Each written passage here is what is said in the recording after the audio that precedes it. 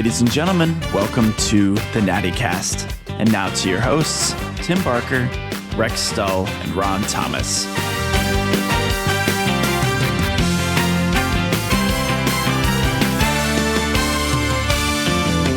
how are you, man? How are you, brother? Good to see you. I'm doing great. Yeah, that's awesome. Thanks for doing this. I'm honored to be asked. I didn't know I was going to make the cut. I was thinking maybe like year 6 or something when you guys.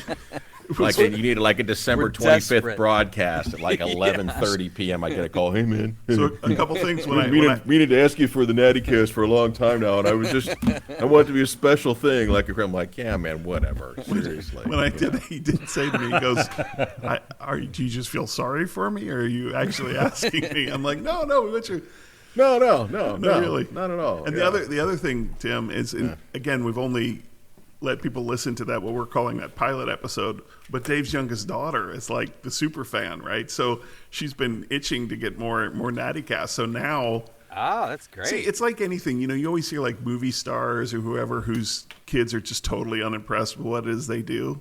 But we'll actually raise his esteem that he's made it onto the Natty Cast. Right. So he can have this. Or it'll bring down her assessment of the Natty Cast dramatically. I think it's a 50-50 proposition. That's true. I don't know. I'd really weigh the other side of it, right? So, How you doing, Matthew?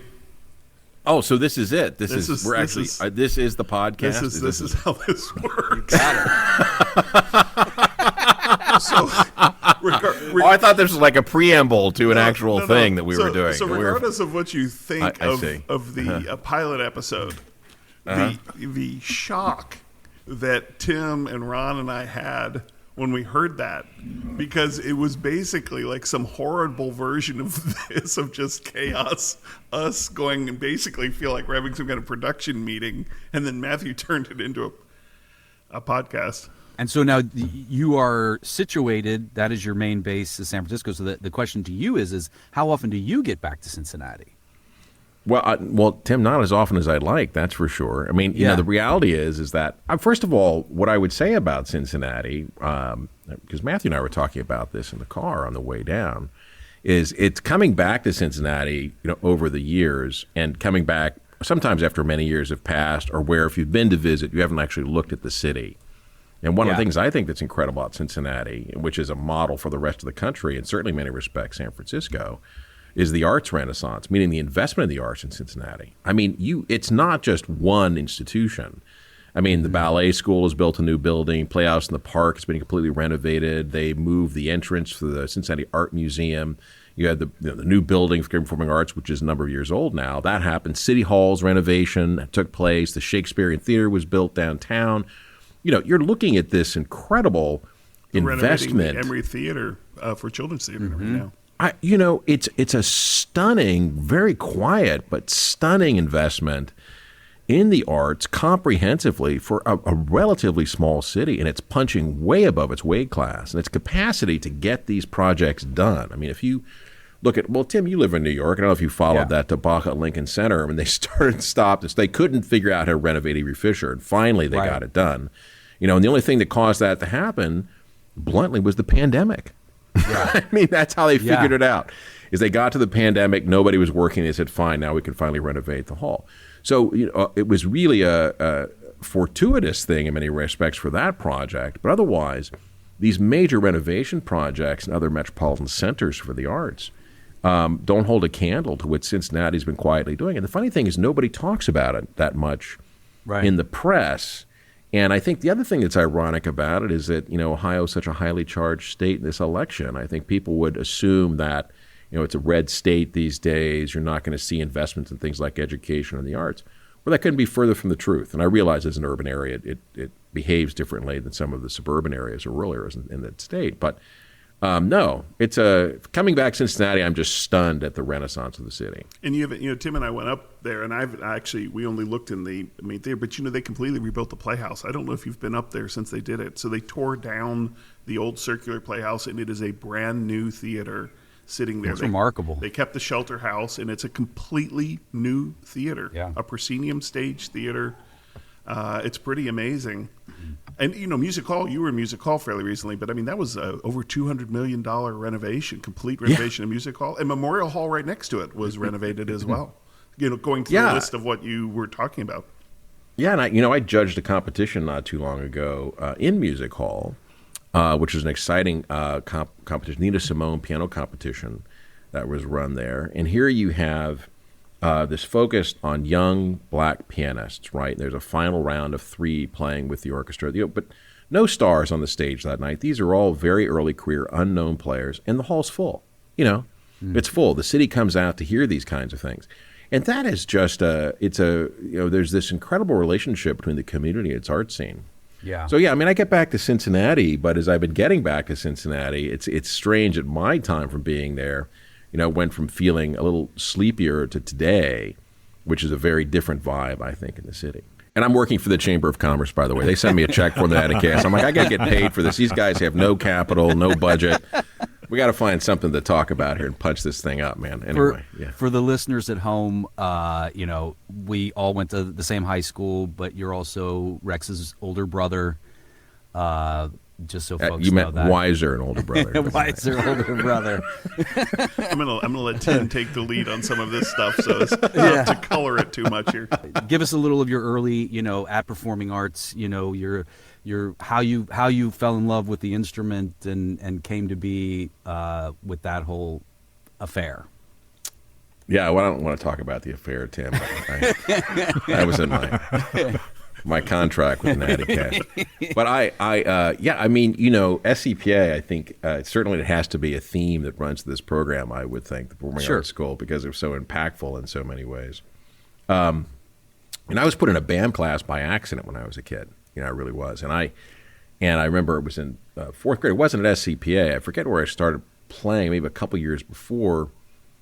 Gee, Rex, where would that have been? I don't know. I was thinking, when we were doing this, I tried to do a couple notes, but I didn't know when you actually started playing an instrument. I mean, remember you used to take piano lessons.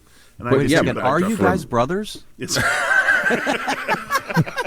Wait a second. I know. Everyone, we get that a lot. Drop. Like from our daughters. Like, so if you talk to your brother, I'm like, no, not really. You guys close? I'm like, yeah, we're really close. Yeah, we're completely close. Well, do you text each other? I'm like, so well, close, so we don't actually have to communicate verbally in any way. That's right. We've transcended that, and we've forgotten many things. No, I think it was really I started playing actually in 7th grade when I got to SCPA. It was the first time, and I took actually our mother had a flute lying around the house, and I'd been put in this band class, and I took it with me in this class, and I played flute for one day, and I went to the band director, and I said, no way, it's not happening, Not for me. And they're like, well, whoa, why not? I'm like, I don't want to play the flute, man. That's all these girls in the section over there. You're in 7th grade, so right. So what do you want to play? And I said, well, I would like to play anything. I'd play the trombone, but we don't have a trombone at home, so no problem. We'll get you a trombone. So that's how. Wow. That's how I started playing brass instruments, and it started out with trombone, just like Ron, Mr. Thomas over here played trombone, and then it kind of rocketed up from there. It was at first, though, we were all doing, I think, many different things. I mean, I was doing technical theater for quite a while at SCPA. Do you remember I was trying to remember, we kind of asked other folks who went through auditions whether they remember their auditions or not. And because you and I used to do, like Dad used to drag us down there, and we would do, before we were in the school, right, we would sit in his classroom and be the reading partner for drama auditions. But do you remember your audition process? And also, do you remember what your major was when you came in? Was it instrumental music, or was it vocal music, or... Well, the funny thing is I auditioned on piano. I mean, I played piano. I know that. I played a little piano piece, and then I also auditioned for the drama department. I think I did 2 auditions, not 3. I think it was piano and drama, and that was it. And then came in that way. But very quickly, I was, theater was not interesting to me. And as Rex meant to tell you, every time I would read a line, I had this little smile on my face. I had this strange little expression I would get. And, I couldn't get past it. I'm like, okay, this is not going to work. So, so I started getting more involved in technical theater at that time, and then really that's when music started to take off as well. But I was actually in The Boyfriend in junior high. Oh, that's right. And Babsy Britton. With Babsy Britton. Yeah, yes. I was in that show, and Lynn Cianciola was my partner on the stage, who was great and did that and had a great time. The Boyfriend, and that was a lot of fun. But again, it was like, I just don't. This isn't for me. It didn't feel. It didn't. Right. You were also in choir. If I could sing. I could definitely sing, and I was in the choir, and that was where I realized that I had a great sense of pitch, and I loved singing, and I loved actually playing instruments, and I really got excited about the band. But I also really enjoyed technical theater. I mean, that was fun, running lights, and Rex, you were doing sound, and I was doing lights. Actually, in the early days, I was running follow spot, and you were running the lighting board, right? Because you were a year in front of me. So, like in seventh grade, we were talking yesterday. Angela Powell was in, and we were talking to her about that she wasn't involved with that whiz that went to the National Theater in Washington. Oh, she wasn't on that? Yeah, because I was on that one, right? She did the whiz later, but she wasn't. Her sister was, but she was not. But I remember on that one, you ran the light board. Ran the lights, and at the National Theater with those union guys, actually, backstage, and was running lights. And that was exciting. I ran follow spot for that, so I was the follow spot operator. Now, that was it's interesting to think about that, right? That the school would tour and actually go and perform at the National Theater. Tim was the head of it. Tim, we established yesterday, what was your role? Leader of the Mice Squad. There you go. Hey there, buddy. Hi-ho, kitty-hos. Yeah, exactly. Yeah. That's copyright. Actually, not anymore. Maybe not. I don't know. Maybe not. I think it's in the public domain. I think it is. Yeah. So anyway, but it was, more and more I started gravitating towards music for sure. And the band program really started to take off. The jazz ensemble started to take off. SCPA didn't have quite that same energy in instrumental music. But as I was approaching high school, it definitely picked up momentum where the orchestra, the band, and the jazz ensembles were going off. And I think, Ron, we went to, AA contest and just swept everything every year. It was this really fantastic group of musicians. And so many of those individuals that came out of that went on to become professional players and leaders in the field. I mean, there's no question about that. It was a really high-achieving group that was there at the time.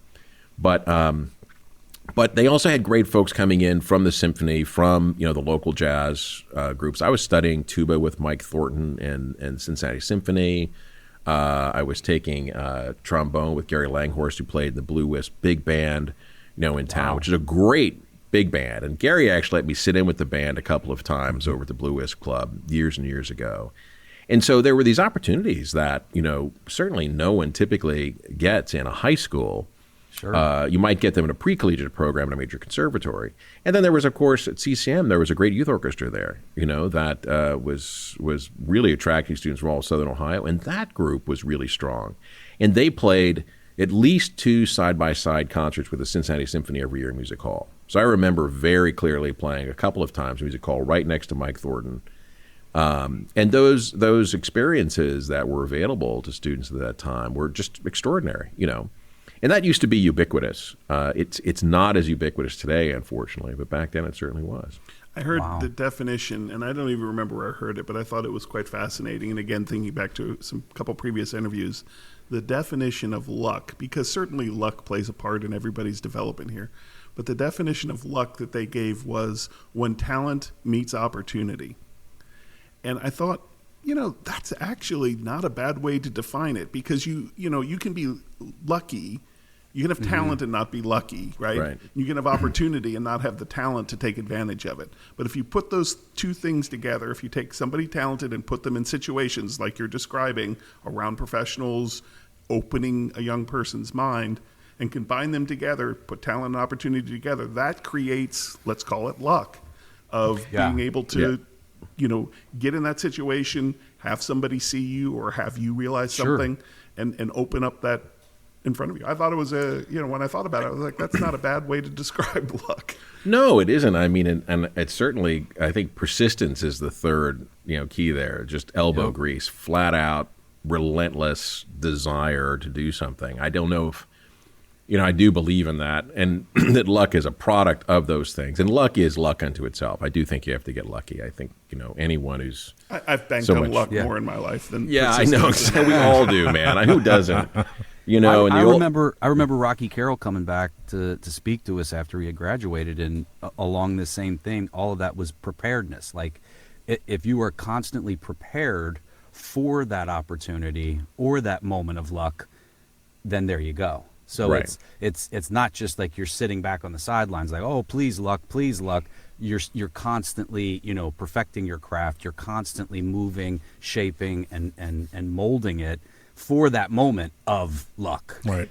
Yeah. Right. And my thinking along that line, I completely agree. And my thinking along that line is part of the whole kind of education theme. And certainly in your life, Dave, we've all discussed here, how those early educational things opened our mind, opened our mind of what possibilities are out there. But as you've pursued your career and talent, but also in education, right, you've kind of dedicated your life to effectively trying to get talent aligned with, these opportunities for young people. And, Yeah, I mean, I think that that's exactly what, I think it's funny you say that, because the other day I said, look, if you were to define a single purpose for education, it should be to create opportunity. Mm-hmm. That's what it does at a central level. And if education isn't creating opportunity to a maximum degree, that it needs to be constantly refined, evaluated, changed until it is doing that. And that's one of the things that we face now in the world, is that opportunity is changing. AI is definitely, having heard a talk live with Sam Altman, then Eric Schmidt the week before, in a small group setting about, the arrival of artificial intelligence, we're going to go through this complete transformation of how work functions. And I don't know that the United States or the world is ready for it. But opportunity, such as it is for human beings to work, to contribute, to have focus on the future, will change. And it's going to change. I think that it's not that has been happening for quite some time, but the way Altman describes it is just it's the profound rapidity of that revolution. It's not even a steep line coming up. It's more of a line that comes up and then it literally rises straight up. And we're not quite sure where the top of it is. You can't really look out and see that next event. But that definitely for education raises interesting questions about how does education then serve to prepare people to live in an AI universe in such a way that they're able to harness that technology, work with that technology. And also, how does education then reveal to the broader populace that I think, if you want to look at it and not in a dystopian view, but a utopian view, people wouldn't have to work 40 hours a week if we didn't want them to. We'd be able to feed the world, clothe the world, and that sounds, like principles, Marxist principles on some level. But really, folks, if we don't do that, it turns into chaos. And people would work, but work less. And if they're working at anything, I think it's going to be at creative work, which is why I think it's so interesting to be in this business. I think contact through theater and music and food, frankly, and just community that's built around beauty and activity, if you wanted to, again, take the utopian view, would be the focus of a lot of people's work. It would be moving more towards creating engagement opportunities where people get to create and participate in creation. Now that's on the extreme spectrum of the utopian side of the equation, but there's so much time spent on the dystopian side of the equation. Sure. That I think if there's a role for education right now is to try and illustrate that everything from public policy, how we think about everything from tax law in the U.S. to what most people confuse with welfare to what I would say is a minimum income that's going to need to exist, that those are great opportunities for humanity to flourish. Sure. And no one's presenting those ideas in this way right now. And what a fascinating world it would.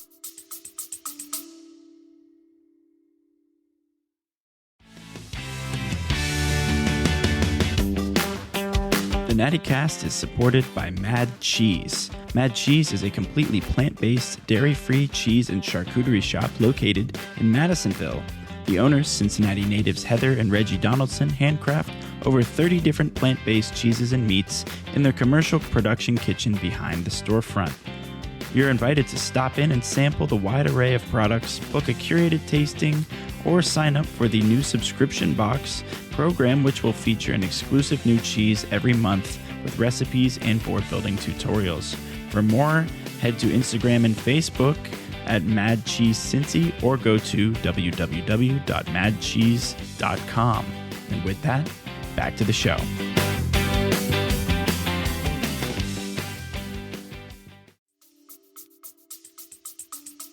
If we did. Well, so let's let's you do not have a love affair with the flute. You discover this trombone. Oh, sorry, Tim.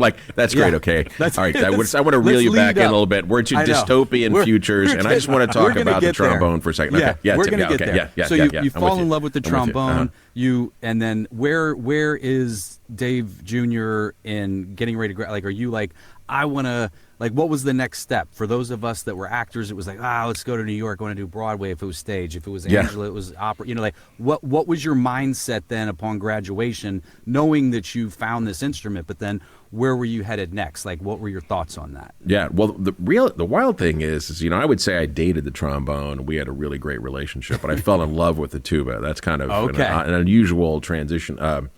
And actually, the tuba came along just because the tuba player in the band, I think when I was in 9th grade, was tossed out. And anybody who's listened to the tuba be practiced at home, it really is a home wrecker. So, I mean, I think the analogy here is correct. It's though not as bad as the piccolo or some kid who brings a drum set home. The tuba is in that class of instruments that people seek to, so... In any event, and it's always great when the band director says, "Don't worry, you don't have to carry the tuba home. I'll get you one. You can keep it at the house." Parents love to hear that because then you have to, right.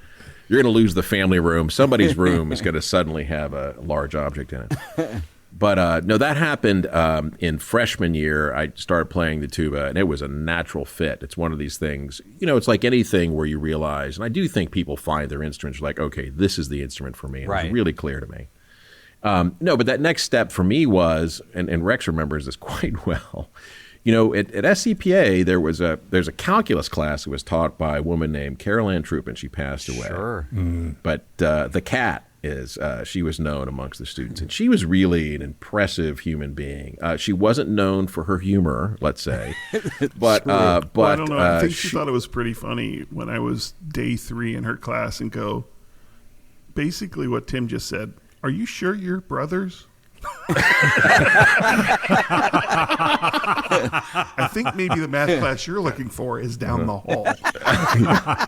Now, Rex, in fairness, I don't think that was so much as intellect as desire. I think more my skating on luck versus you're kind of like I don't find it. Fair enough. Exactly. So in any event, it was Carol Ann Troopin in this calculus class with like 6 of us at that time, and she was the one who called me up to the desk and said, "Hey, where are you thinking about going to school?" And I said, "Well, listen, I really love music. I want to pursue music at a high level. I'd love to go to a conservatory, but I don't want to go a straight conservatory. I want to be someplace where I can actually get an education. I feel like I don't want to give up on this side of myself." Like, oh, there's only one school for you. It's Oberlin. And I had, wow. I'm like, Carol Ann Troopin. Wait a minute. I did not know that. I had no idea. Wow. No, oh yeah, no. This says, I don't know if you know the second part of this story. And I stare back at her. I'm like, Oberlin? She's like, yeah, Oberlin. No, it's the only school. Trust me. She said it's a fantastic college, one of the great conservatories in the world. It's truly what you're looking for, the only school. And I'm like, where? She's like, it's in Ohio. She's staring at me like it literally is in the state in which you live. So I leave, and I wasn't a week later, if you talk about luck, right, that Mike Thornton had a lesson at his house, he was playing tuba in the Cincinnati Symphony. He says, okay, man, you going to do this or not? Because if you're going to do it, we have to prepare some audition material. And I said, Mr. Thornton, I said, I'd love to go to a great music school. I really want to study music at a high level, but I really want to be sure that I get an education as well. I said, oh, there's only one school for you, Oberlin. This is a true story. And then he went on to say, he said, Ron Bishop teaches there. He plays in the Cleveland Orchestra. It's the Rolls-Royce sound of tuba players. I'll call him for you tomorrow, right? So he calls up Ron Bishop, and a very long story, slightly shorter. So the principal tuba player for the Cincinnati Symphony Orchestra calls up the principal orchestra, the principal tuba for Cleveland Orchestra. Yeah, fantastic. Right, and now if that's not preparedness meets luck. Yeah, I mean, right there. Wow. Yeah, he was prepared to stand up and say, "You should hear this kid." But now being in this business this long, of course, this is exactly how it works. And of course, we all know each other, and all of the musicians know each other. And it's a phone call, truly is. Yeah, and say, "Hey, this is a kid you got to pay attention to. They've got talent." And so I went up, and met Bishop and played, and actually Rex was on that trip. But I got there and I realized, boy, they were right. This is absolutely the school I'm supposed to attend. There was never a higher level of disappointment for 16-year-old Rex, who thought his older brother was going to maybe end up at Ohio State, and I spent my senior years going to parties at Ohio State. And Dave and I, my parents didn't even come. So Dave and I drive up to Oberlin together. What's that drive, by the way? How long is that? Well, Dave does 4 hours, Dave 3.5 does hours. Dave does it in 2:45 now. Back then it was a little longer. It was about 4 hours. Though we almost got arrested on that trip too. I want to point out. My first night in a hotel by myself was in Oberlin, Ohio, and it was not everything I dreamed of.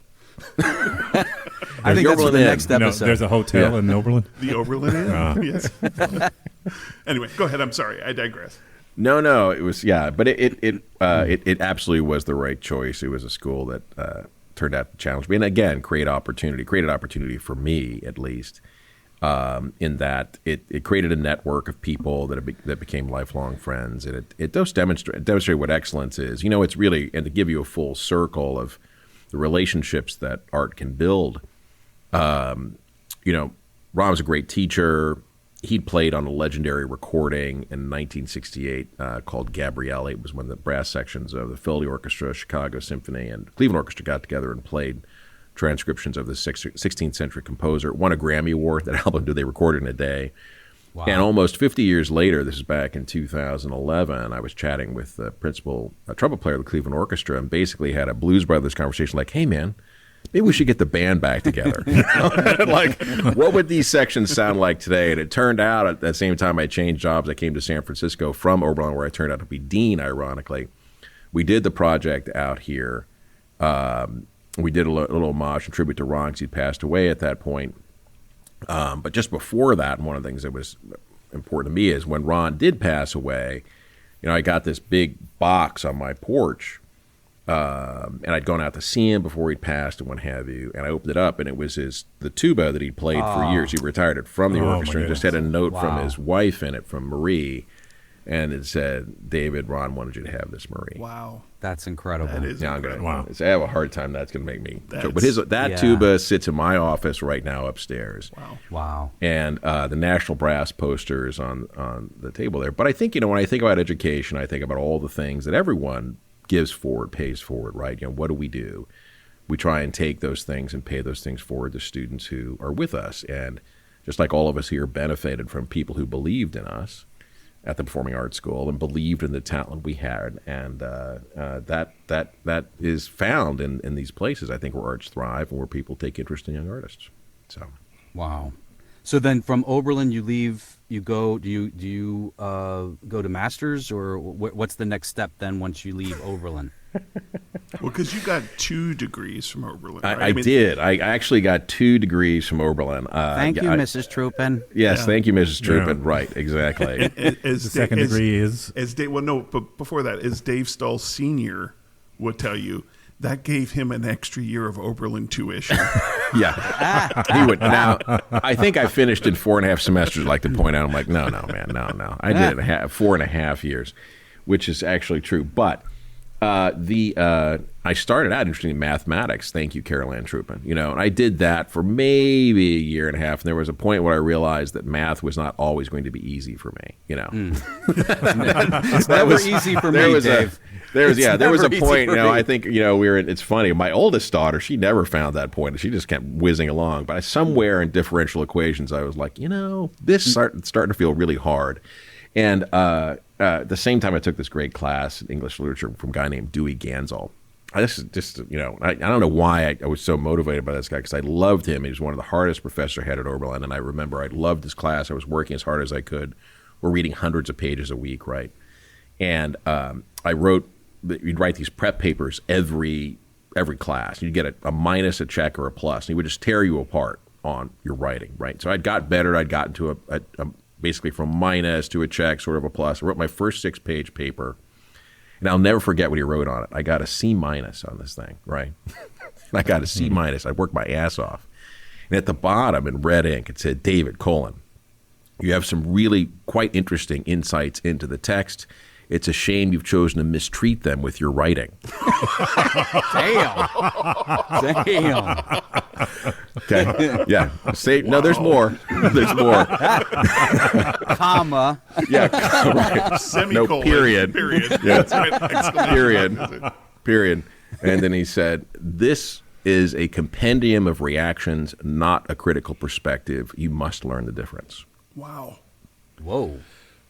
Compendium. A compendium of reactions, right? And I went back and read this paper, and what it was were all these observations that I'd strung together, and they were each, they were fine and good and interesting observations, but it didn't reach any conclusion per se. I thought it reached a conclusion, but it wasn't a perspective that was fleshed out in the text. And I think, in that moment, two things were true. One, I decided I was going to major in literature of all things. My reaction to that was that I went back and read it and could see what I should be doing, yet I hadn't done, and that I thought I could do it, right? And I think, so that propelled me on the path to becoming an English major, was that class, and it was particularly that event, no joke, wow. that did that. That is an amazing story, which, by the way, I've never heard. I've never heard that story, but I think it goes right to the heart of, we're talking about teachers, inspiring people, and in many cases, especially you can see through the arts, but it's interesting it happened to you through writing, just pushing people, really calling them out and going, here's a challenge. I mean, Tim has told stories about Dad on this podcast, challenging him, pushing him as his drama teacher. I think anybody who's, kind of reached those crossroads, has a teacher, probably even more than a parent, a teacher who really challenges them. You're talented. You have this, but if you want to go further, here's it's like a coach in sports. Coach in sports. Yeah. Exactly. A coach in sports. Yeah. Yeah. Great coaches, great teachers. I mean, the really great ones, and there's so many of them. Unfortunately, we hear about the ones that are not great, but the vast majority are phenomenal human beings.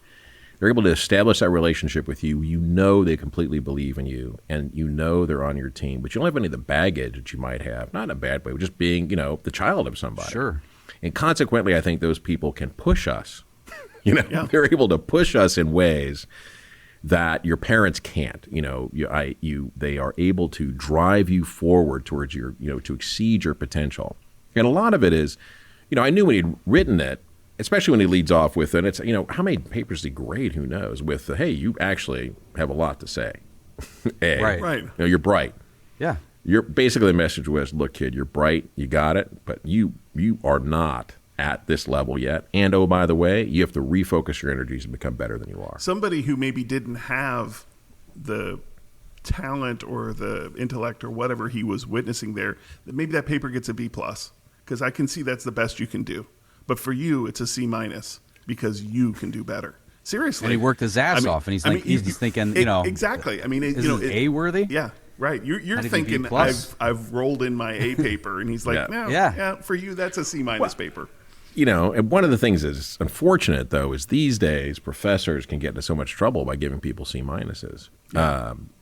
It's really sad. I mean, because so much now is predicated, on straight A's or getting the grades and whatever. There's a lot of discussion about that in higher education in particular, and certainly in private schools that are preparing people that I think an important tool has been removed, that isn't about, it's not, grades are not it's not an assessment of you as a human being, right? It's an assessment of where the work is right now. Right. How do you develop a mode where you're like, look, you've got potential, but your work right now is C-. Now, if you wanted to go to A+, this is your journey to get there. Yeah. And we're flattening, we're taking away, I think, an essential tool of how we create expectations for people. You said to me once, or it might have been at you spoke at graduation performing arts a few years ago, but I remember you saying something, and it stuck with me, where you talk about arts auditioning. And you're like, there is no hiding when you're auditioning. There is no cheating when you're auditioning, right? You're standing there. It's you doing whatever it is. It's a monologue. It's a musical piece. It's an aria. Whatever it is you're doing. And that is going to be evaluated based on that. There isn't any way to hide. I think the only other analogy might be sports, where you look at performance on the field. Right. It's you, and that's the play, right? You might have talent. You might have this. You might have that. But that, and I think that's used to be in other areas, especially in academics. And I think you're right. I think a lot of times now people are, the assumption is the band is A- to A+, and anything else is unacceptable. And you go, well, we have this whole grading scale to really just kind of open this up a little bit, to give people something to shoot for. To strive for and to reach for. Exactly, yeah. Well, hey, man, I'm glad that speech landed with somebody. It did. No, Rex. That was the central thesis of it, right? You can't hide when in the arts. People, talk about, what kind of an honor code you have at the conservatory, blah blah blah. I have, we do have an honor code, but I say, look, no one can download a student senior recital. They can't. Right. They can't download their jury. Right. The central thesis of what we do. And I say it to the graduates. I said, you are among a very rare group of graduating seniors, or graduating students, actually, in this case, in the nation, in that we know that you had to reach a certain level of achievement to receive this diploma. There was no way to cheat your way to this point. AI couldn't do this for you. You couldn't download it. You couldn't pay somebody else. None of that. And I think, particularly in an AI universe right now, where so much of that can be done, and it's an easy tool to use. The other thing I would say is, for any student who's doing that, it's not that you don't want to learn about AI, but if you're depending on AI and you're just duplicating its work, then basically you're putting yourself out of job before you ever begin. There's no reason for you to be there. So, right. And you're doing C- work. Yeah. That's right. And pretending like it's an A. And maybe you get away with it for a while. It reminds me, and we can keep going here, but a story, and it was Matthew who told the story, and my brother got Matthew into flying, where he's taking flying lessons. And Matthew was studying for a test before he soloed in an airplane, flying an airplane solo on alone. So Ron and I don't know, we were going to go do something, and we were going to take Matthew with us. And Ron's like, come on, man, let's go. And Matthew's like, no, I got to stay and study for this test, which was online, right? He was taking it online. And Ron goes, God, what are you talking about, man? You can just cheat on that test. And he stopped and he looked at him, he goes, who would I be cheating? I'm the guy literally up in an airplane by myself. I think I might want to know how to get the thing back down on the ground. And I just thought it was such a fantastic version of it. There's things in life where you're like, yeah, that's probably not the best path. Yeah, exactly.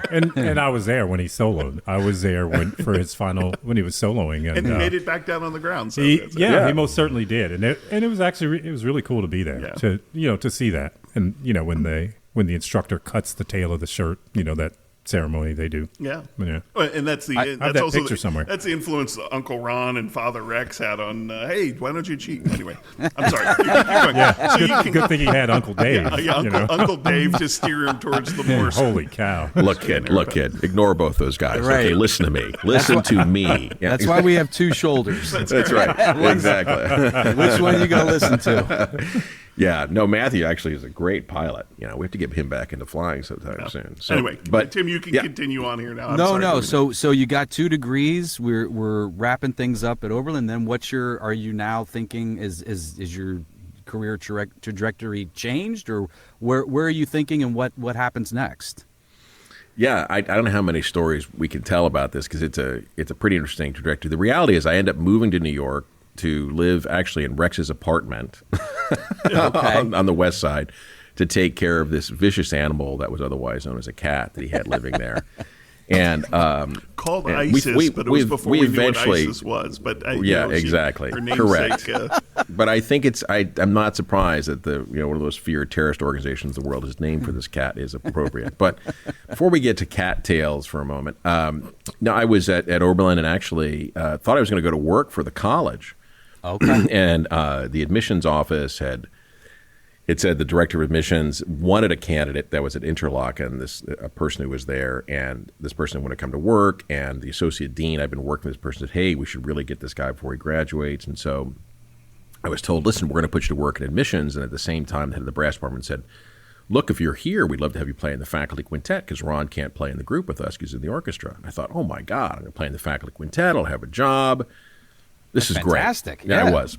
So we get down to the end of the summer. I've been painting houses all summer long. And the person who was at this other school suddenly what she thought was going to happen with her job didn't work out. She got really upset and wanted to leave. And so she called up the director of admissions and said, hey, I'll take that job. At which point, suddenly there was a search, and I came in second. Yeah. So exactly. So here it is. It's like, if you want to talk about a depressing scheme, I have my 2 degrees from Oberlin. It's August in Ohio, Northern Ohio, and I have I'd been spending money because I thought I was going to get this job, and I have no job, no place to go, and I'm And I'm going to just interrupt here. So he interrupted our summer vacation to bring us up to Oberlin to help him quote unquote paint houses. And Ron and I just relived this story the other day. So one of the women, it was this enormous wooden house, and she was convinced that we were painting it, and she'd purchased a stain. Yeah. Oh, God. We must have put 10,000 gallons of stain on this. At least. She kept wanting it. She's like, I can still the grain of the wood. We're like, yeah, it's stained. It's like, no. We just kept doing it and doing it and doing it. I'm sorry. When I went back to work there, when I went back to work there, I don't know, 15 years later, whatever it was, until I left, it had that same coat of stain on that house. It never... There was so much stain on that house. It was never to be seen before. Anyway, sorry. No, so anyway, so I'm out. So I decided to follow my girlfriend to New York because that's always a good idea, right? So she was going to Manhattan School. So I move out there and I move this apartment with Rex, and then she breaks up with me, totally crushes my heart. So then I'm completely out of luck. The cat. I had Isis the cat. Yeah, and I'm running. I sold one of my horns. I was not going to ask my folks for money, so I was down to 1 tuba instead of 2, and I sold my horns. And I was getting ready to take a job working for like this, what used to be a photo bug, right? Remember that? Take your film and get like in Times Square, So I was going to do this just to make some extra cash. Nothing says making it like working. Yeah, like going to work at the photo bug. I remember I had 2 job offers. Square. Yes, Times Square. I had 2 job offers. One was that, and one was as a security guard at the Manhattan School of Music. True story. This is a true story. And I was eventually offered the presidency of the Manhattan School, so that's kind of fun. But anyway. we'll get there. Yeah, we'll get there. But at the time, then I called a friend of mine who was a tuba player, of course, and his wife had worked at Juilliard because I was just looking. And so he said, well, I'll talk to Beth. And so I talked to Beth Green, was her name. And she said, I just left a job at Juilliard. I know they're looking for somebody at the admissions office. I said, no kidding. She's like, yeah. She said, I'll call the director if you want. I said, that'd be great. So she did. She said, hey, listen, she's happy to see you, and she'll see you today. Here's her number. Love it.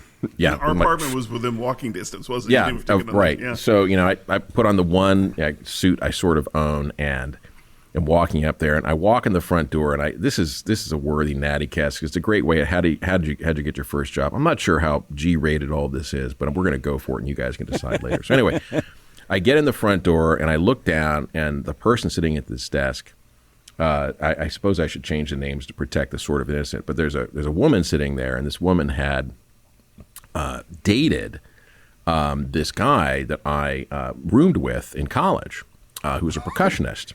And we all lived in the same house together. And she was a born-again Christian, okay, with all respect, but she was, sleeping over there all the time at the house and living at the house with this guy.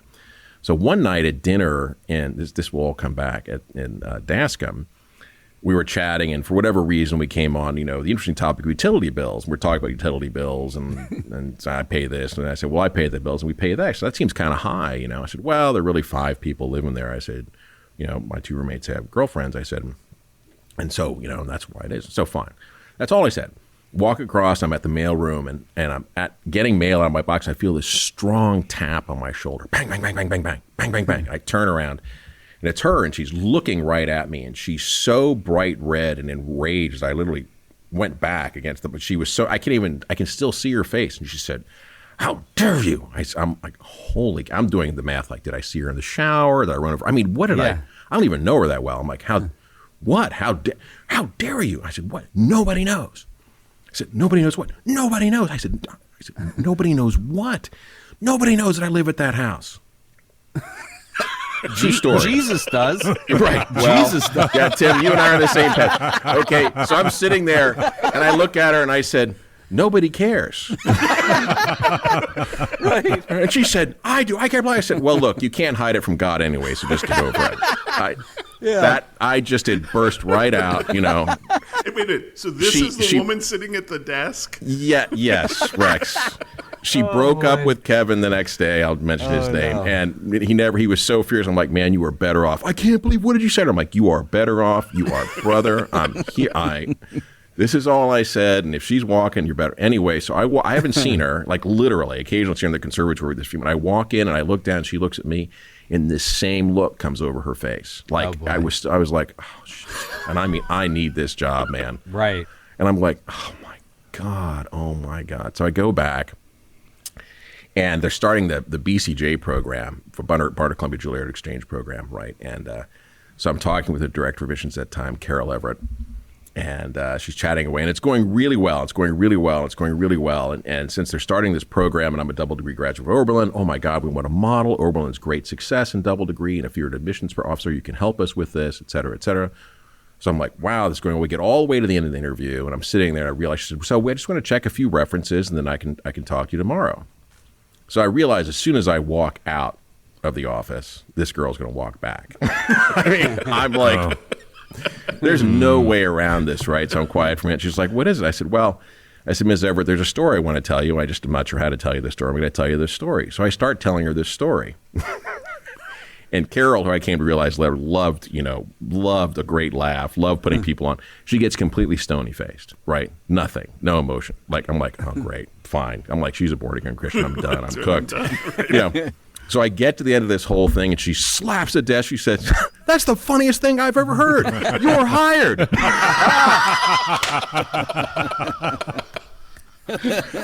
And that is how my career at the Juilliard School began. Wow. Oh, wow. I think we have a theme here. It's preparedness, luck, and a phone call. Luck and a phone call.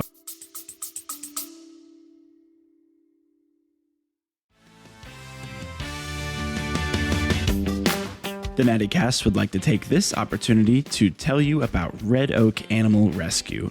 It is a local nonprofit animal sanctuary right here in the Cincinnati area. If you're looking for a good way to give back to your community and see some cute animals on your feed all at the same time, please head over to Red Oak Animal Rescue on Instagram or Facebook, or check them out at their website, redoakanimalrescue.com. The best way to support Red Oak Animal Rescue is to check out the Patreon page and sign up for a monthly subscription, or click the link to check out some of their adorable merch. Once again, the Natty Cast is very happy to support Red Oak Animal Rescue, and with that, back to the show.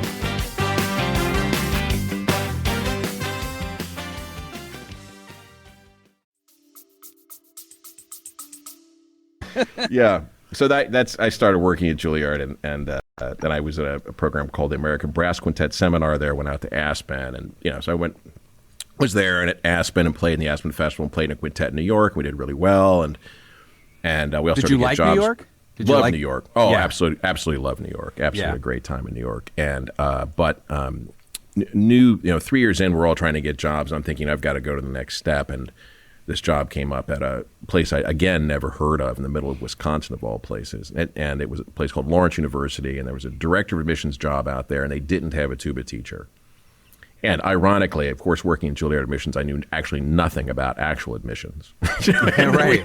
We managed data. We didn't recruit anybody. You had 100 people apply, and you figured out which two to accept, right? 7,000 people, 1,000 people. Yeah, how many did you take in? What I'm saying is it's like, whatever, 2% get in. Yeah. So it's just a matter of filtering out the rest. Yeah. And I'm sure it's different today, we hope. But I remember we would look at these pages, right, and they had 1 through 5 boxes, and you would check a box. And so there'd be 103 flute players auditioning, and you were going to take 5. Oh, wow. Man. And we would be sitting there with the faculty forums, and then all these checks are in a 5 box, and we would be trying to guess which check was further to the right in the box. I'm not kidding you. As if somehow, like, somebody's sitting there drinking coffee and auditioning. So, you had 20 players who all hit 5s. We're trying to figure out who's the farthest to the right, Wow. I mean, so there are plenty of, no surprise, amazingly talented people who, honest question, if you're, now for actors, notoriously will say if you're auditioning, first 30 seconds, that's going to tell you everything you need to know. First 30 seconds, no matter if you're doing a minute monologue, whatever. Yep. If you're having someone play the flute, does the same thing apply? Do you know, like, within the first 30 seconds, 20 seconds? Absolutely. You certainly know if, you know right away, first of all, this is what you know immediately if they're not going to get in. That's the first 5 seconds, right? You can discard X amount of percentage. Just, that happens first. The second phase is, wow, okay, it's a beautiful sound. They really can play. But then in that first 30 seconds, you're getting a sense of their rhythm, what have you. But then it's their second parts. Then you start to listen further. So I think the first 30 seconds in music is where, 10%, depending on the school, are going to get through to the next window. Or even maybe, let's say 20% will get through the next window. But then you don't know things like, can they sight read? Really, is their rhythm and pitch excellent? They've chosen their repertoire. What is their true capacity? Right. You want to explore a few things. The big thing that faculty start to do auditions, they start to make suggestions. That's when you can tell you're actually on the right path. Like, in the third measure here, can you possibly slur this in this way and try articulating in that way? Sure. And the reason they do that is because the great test, the big test is how quickly can you absorb information and apply it to your work? Got it. Because, if you can combine that skill with a work ethic, then you can take anybody where they want to go. But if they're not able to do that or not comfortable with that or they're not self-aware enough to be able to absorb new ideas into what they're doing, then it's a longer path and maybe not even a possible path, right? Sure. So that's the music rule for auditions generally. So now you find yourself in Appleton. Is that right? Or that's where? Where did I go wrong? Yeah. By the Are you way, going to this Packers games? This was a problem for, again, I'm going to interject here, younger brother Rex. So Oberlin for 5 years instead of OSU or some party school. Okay, I'd accept that. So then I jump ahead and move to Boston and move to New York, and I'm in New York, and I get a job on the road, and Dave is coming. He's like, I'm coming to New York. I'm going to come up and find a job. And I'm like, great. Can house sit my cat and take my room, and I got a bunch of crazy roommates so you can take care of the place. So he comes up there and does that. But at least I'm thinking, okay, I'm out traveling and my brother's in New York. This is awesome. I can always just vector back in and come back into town. Yeah. And then he breaks this to me. I was like, I don't even know where Appleton, Wisconsin is. Yeah. I think Rex visited like twice. I maybe saw him occasionally. I mean, it was like if Rex made it very clear, you're getting no visits unless you're in a destination city. Although, now, I can say, he did have the coolest apartment up there, that apartment where you had some 18-foot canoe and there was a river running underneath it. It was pretty awesome. The river on all three sides, and I was pretty sharp. Yeah. I took Tracy there to see the Bengals play the Packers at Lambeau. Well, that's an experience. Lambeau is, that's not to be missed. That's destination for sure. He never got me tickets to Lambeau. I didn't. I didn't have any juice, really. I was at the bottom of the totem pole. No, that was one of the hardest years of my life, was that first year in Appleton. I went from living in New York, being a freelance player, working for Juilliard School, playing gigs, going out to bars at night and hanging out with my friends. It was truly a glitzy glamour. I didn't have any money. I mean, I was dirt poor, but I made enough to basically live well enough. Enjoy yourself. Yeah. Yeah. So I get to Appleton, and first of all, these guys are out of bed, and they're at the office at 8, and they're out recruiting all day long and all night long to get a class. I didn't know anything. I knew nothing about recruiting. I'd never taught a student before, really, in my life. And because most people, they're like, Appleton? Lawrence University? Where is that, right? Yeah. Right. You always begin with, where are you? Lawrence, Kansas? And so you get to go from something with the prestige of brand of Juilliard in New York City, this little tiny Midwest. But I have to say, it was, in retrospect, the best thing in the world that could have happened to me, because I learned how to work. First of all, I learned how to work when I got there, and I actually learned the business. I actually learned, if you launch a new program, you have to win. And if you are going to advertise a new program, you have to win. And if you're going to recruit students, you actually have to sell the program. Right. And, those skills that you learn, like, really being careful about investment of cost, thinking about your market, really learning how to sell.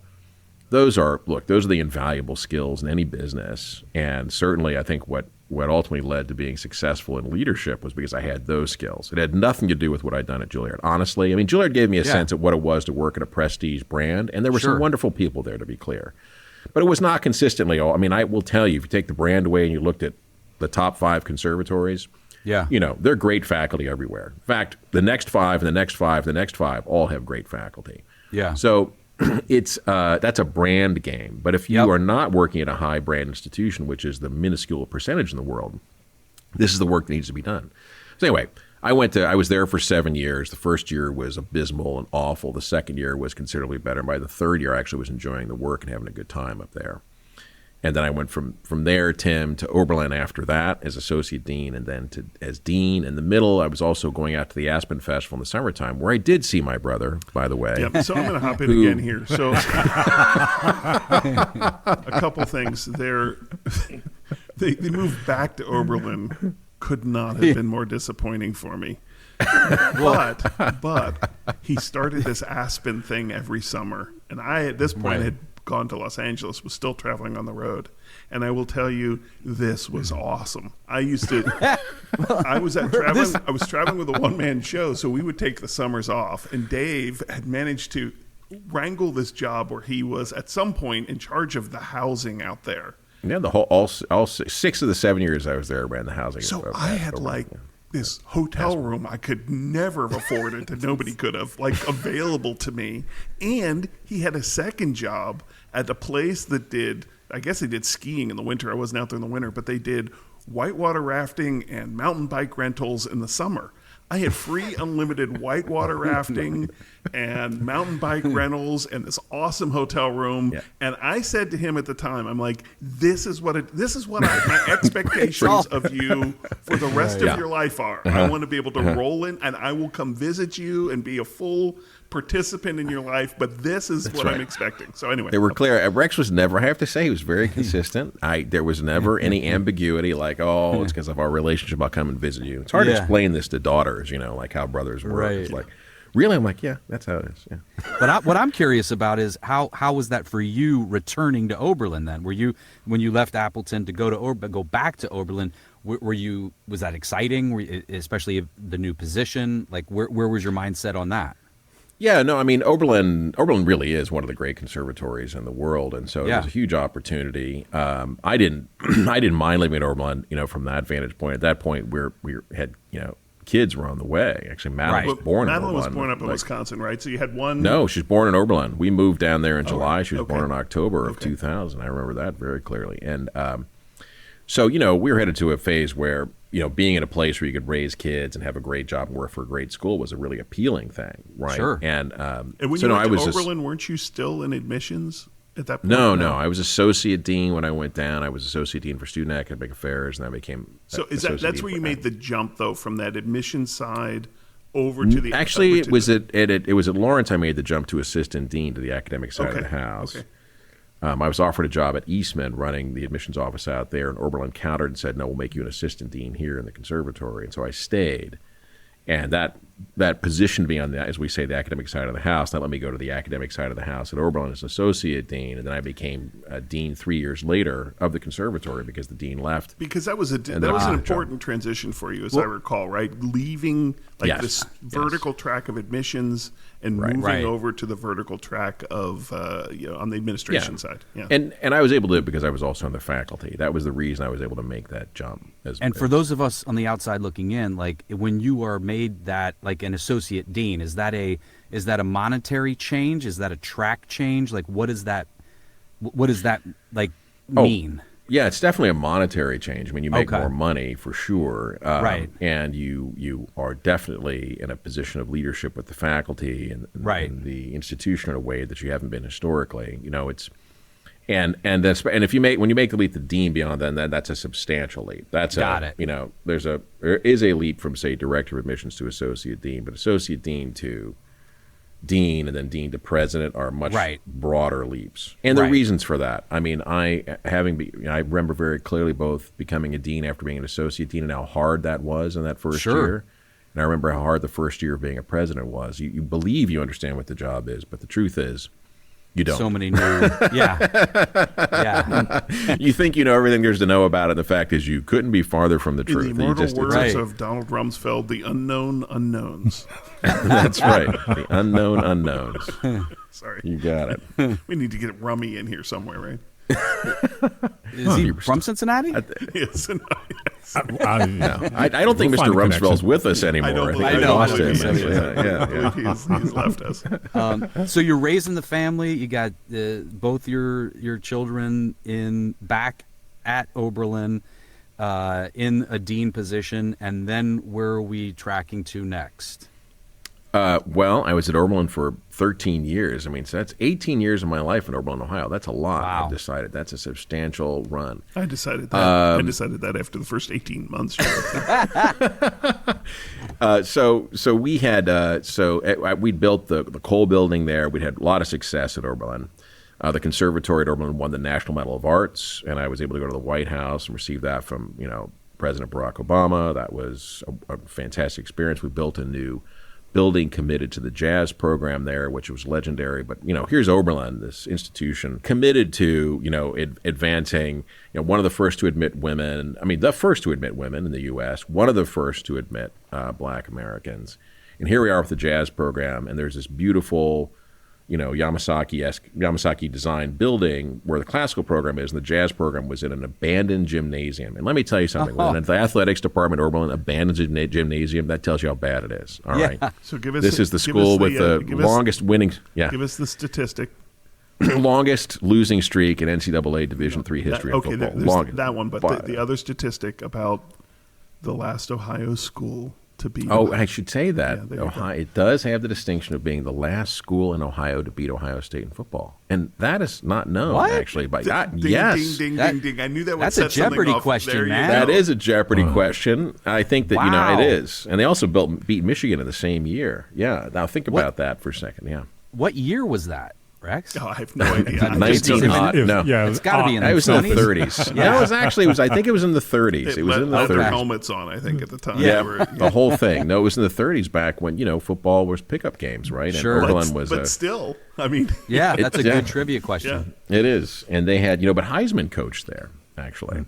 What? Wow. I mean, they had a serious commitment back then. Wow. And Heisman coached at Oberlin, and they won the championship, and it's an amazing thing. I mean, what they should have done, candidly, is put their spikes on the wall. We're done, right? We beat Ohio State. Just hang it up and walk. We beat Michigan. Yeah, we're done, and that should be. And they should have just stopped the football program right there, and for years and years and years and years said, well, we beat Ohio State and we beat Michigan. What more was us to do in football? Yeah. So we decided to move on to bigger and better things, and leave this game to people who still want to learn how to play it the way we do. But no, alas, they then went the other way, and ended up with the longest losing streak in NCAA history. So it has a storied past. But in any event, I was there for 13 years, Tim. We had some really terrific success with the conservatory, built a new building, renovated one of the major buildings, raised quite a bit of money, started a record label. We did these major international tours of China. Dave has a hall named after him up there, Stull Hall in Oberlin. You could walk into to this fantastic. Day. Oh boy! Yeah. So you won some Grammys while at Oberlin. The record label. we were nominated for Grammys. I should say. Okay. We didn't win. Yeah, but actually, the SF Sam's record label was nominated for 4 Grammys this year. Uh-huh. So is that record label still in existence? At Oberlin? Oberlin? The one at Oberlin is still. It's called Oberlin Music, and they still are doing quite a bit. Awesome. And I have to say that that record label now has continued to turn out quite legendary recordings. It's became really prolific. And we coupled that with the building of the new building, because the new jazz building we ended up constructing there was included a beautiful recording studio. So it was fertile ground for running the label. Beautiful is an understatement. It's a that recording studio. Yeah. I did. Yeah. Floored. I sniff a destination trip on this end. It really is. It's worth it seeing that building, and Dave was instrumental in getting it built up there. It's an amazing facility. Yeah. The whole thing, the green certification, the LEED certification, the green building, the roof, everything about it. It was just, I was just stunned the entire time there visiting. for that grand opening. Steve, we opened it with a concert by Stevie Wonder. Oh yeah, well, great Stevie, shots. Wow. When I forget his name, the gentleman who was running the jazz program, when he did those Wendell Logan. Those the big band arrangements of Stevie Wonder songs, and Stevie came in to play with the Oberlin Jazz Ensemble. Just the entire weekend was phenomenal. Opening that building. It was a great weekend. Great weekend. And then, Dave, does SFCM find you, or do you find SFCM, San Francisco Conservatory of Music? Where does that play? So what happened with SFCM was I was in my, it was 2013 in March. We'd finished the Cole building in 2010. And then I got this call from a headhunter, and a headhunter that's not uncommon. When you reach a certain point, you've raised money and built buildings, suddenly your phone does start to ring for a whole range of things: orchestras, higher education. These organizations, nonprofits, love people who can raise money, build buildings, do these kinds of things. And at that level, they go out to search committees, right? Who want to go out? Yeah, they come after you. Yeah. You're not applying for jobs anymore. People are seeking you out, and so I'd always been curious about San Francisco because I felt like they built a new building in 2006, and the conservatory was known, but I didn't think it was as well known as it should be. It was considered a good school, not one of the great schools. It had some decent programs. But it always struck me as something that could be a superstar institution because the orchestra is so spectacular out here. The opera company, there's so much money in the Bay Area. L.A. Phil was on fire. They were just, I felt like even though the East Coast has been an axis for so long, the West Coast was really heating up as that axis of the future. And also technology was here. Innovation was here, right? And all the ways in which I think music is surging forward is around the axes of these things. Not to mention the fact that, look, I mean, it's something that's not often said. People don't wish to say this, but art follows money. It just does. Whether it's the Medici family or the Carnegie family or the Mellon family, I mean, you name it. Yeah. The great industrialists that built the East, now that resource was found in technology companies in the West. So from my point of view, it was an opportunity to go out and build a school that didn't exist, to really remake an institution, to look toward the future. And that was why I was so attracted to SFCM. And what year was that again? That was 2013. Yeah. 13, okay. Yeah. And when the chair of the board, he's still the chair, called him, I said, well, look, I'm interested in doing this, but instead of having a standard interview, what I would propose, talking about my leadership style or management style, I said, I'm going to come out and give you a 7-year plan. I said, but I'll present it to the board. We also have to present it to the faculty and the staff. I said, not because they all have to necessarily agree, but the question for the board would be, are you prepared to stand behind the plan if they disagree? I said, but I think you have a tremendous future. I said, but if you're talking about, if you use the words Juilliard and West in the same sentence with me, then I'm not going to have any interest in doing this. Right. I said, because, we have a Juilliard. It's a great institution. I learned a lot there on many levels. But the fact is that we don't need another one. We need a school that doesn't exist. You want to build something new. Yeah, that's right. And you want to look towards the future and also build something that's going to serve students anew. Really take a hard look at what happens at these institutions, and decide that you're going to enact a curriculum, enact a series of experiences that are going to transform students' lives, and take on the central questions of the challenges of being an artist today. Not be afraid of those questions, but run at those questions and be open about that difficulty, but how the experience of the institution addresses it. That's awesome. So 11 years out in San Francisco. How do you love the city? I love San Francisco. The pandemic was hard in the city. However, the criticism of San Francisco has been overstated. The city's done, I think, a very good job of starting to rebound. Working remotely has caused the city not to be as animated. On the other hand, the traffic is wonderful these days, and it's still populous. Where we are in Hayes Valley is great. Yeah. It's such a spectacular day out there today, and, living near the bay and the spectacular bucolic beauty of the surrounding region. The great cultural institutions that are here, and just the quality of people who are here. It's just an extraordinary place in the world.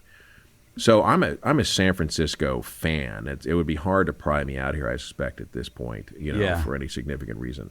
Mostly because quality of life is caught up now with career. It's what do you really want?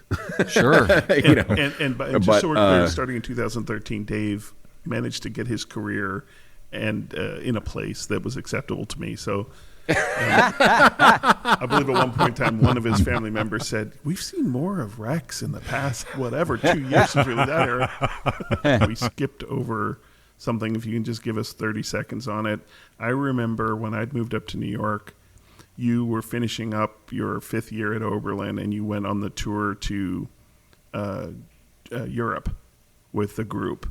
And you invited me to come over, and we ended up, I mean, all the stories over there aside, but we ended up in Berlin in January of 1990 as the Berlin Wall was coming down. I don't know, give us 30 seconds on it. It was such an amazing... I was there too, by the way. And, Tim is... Oh, wow. Well, this is a great way to end up bring the NattyCast to a close. Yeah, it was, we were on a wild brass quintet tour. Rex was there. And we decided, we knew that the wall was coming down, and we all decided to get whatever. We bought, implements of mass destruction and drove with pickaxes and some other things to Berlin, and actually started working on this piece of wall. And somewhere, I don't know where it is, there's a picture somewhere of us shaking hands with East Germans through the hole in the wall. It was at the Brandenburg Gate where they had it was right there. Right, they'd taken the section down right at the Brandenburg Gate, and the East and West Germans could come through, but we as Americans still had to go through Checkpoint Charlie. But they had the East German guards and the West German guards, and the Germans were partying and coming across. And so we were able to sit there. It was surreal. We shook hands. It was really an incredible thing to see, especially having spent so much time touring around Germany in the previous 3 weeks. And then we took a piece of the wall back in that picture, and Dad had it for a while. I'm not sure what happened to it, sadly. But I think Mom still has it. I have my piece in my living room. See, there you go. Tim had spray paint on it. Tim is much better with the memorabilia than the rest of us. My God, Dave, this has just been so wonderful. And please tell me there's a book. Are you writing a book?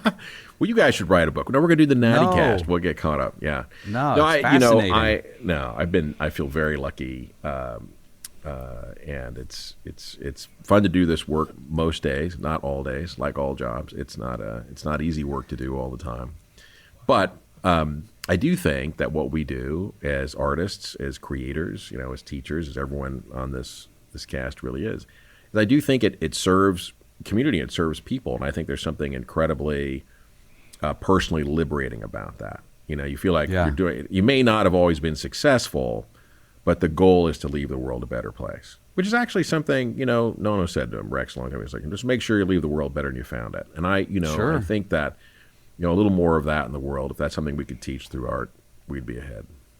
Last question that I've asked previous guests. You get to wear a jersey of a Cincinnati sports team.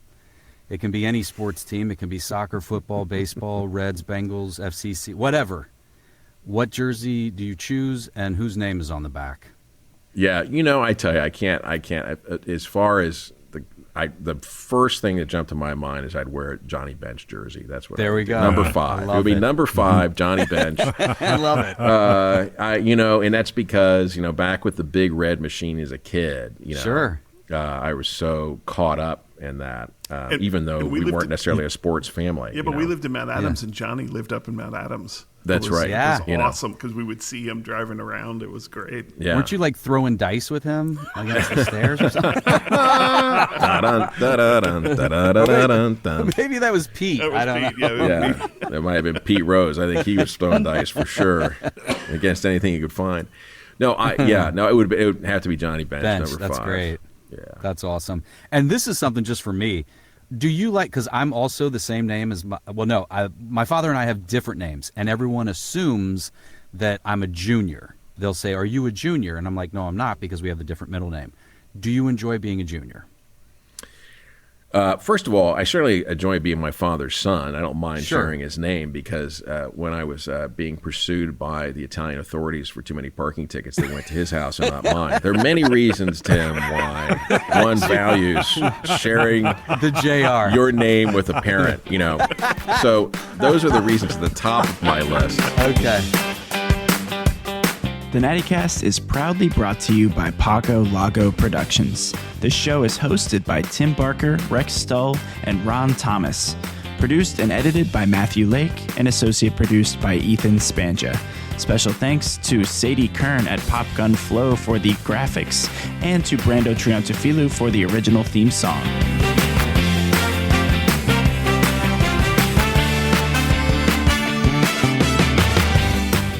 Feel free to follow us at _NattyCast on Instagram or head to our website, thenattycast.com. You can get this show wherever you get your podcasts, and we'll see you next time.